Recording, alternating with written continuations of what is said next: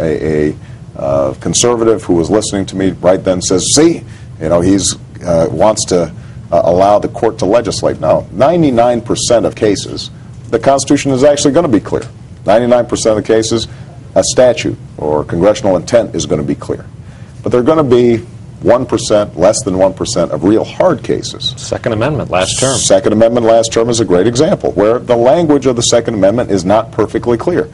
I believe that the Second Amendment is actually an individual right. I think that's the better interpretation. You can make the other argument.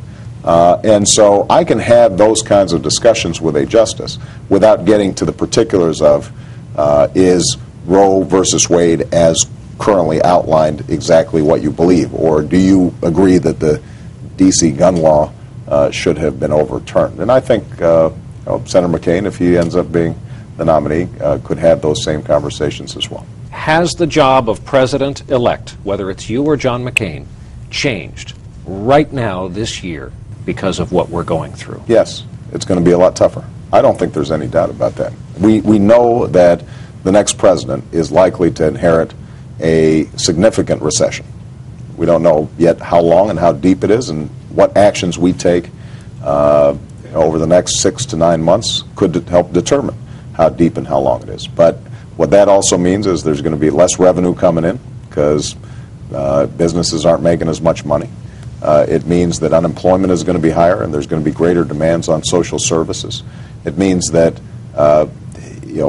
dealing with our short-term deficit and our long-term debt is going to be more difficult.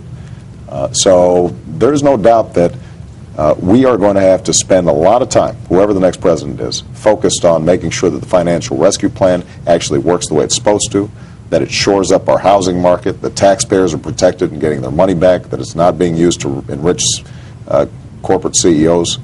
We're going to have to spend a lot of time focusing on designing a stimulus package that creates jobs and helps people right now.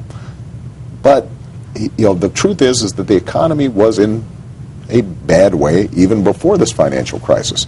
Energy policy didn't work. Healthcare policy didn't work. Our school system has fallen behind. It's not competitive for the 21st century. Our financial regulatory system, I talked about this back in March. I talked about it last year, that we had to update it to adapt to a 21st century global financial market.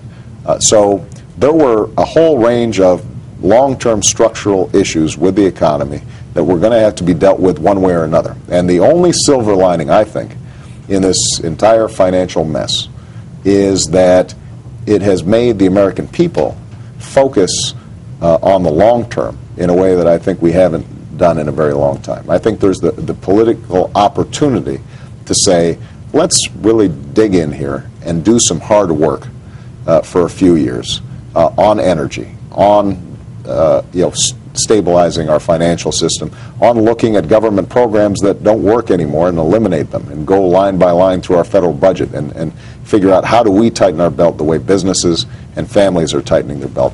I think